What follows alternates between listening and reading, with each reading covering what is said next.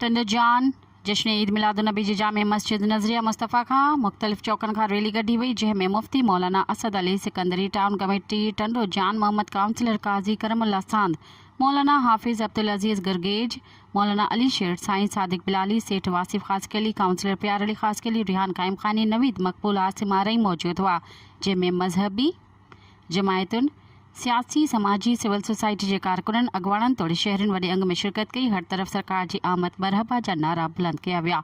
इन मौके ते town committee rural health centre के इंतजामिया मूजिब जॾहिं त रैली के रूटन जो टंडोजान मोहम्मद पुलिस तरफां सिक्योरिटी जा इंतजाम सख्त किया विया हुआ।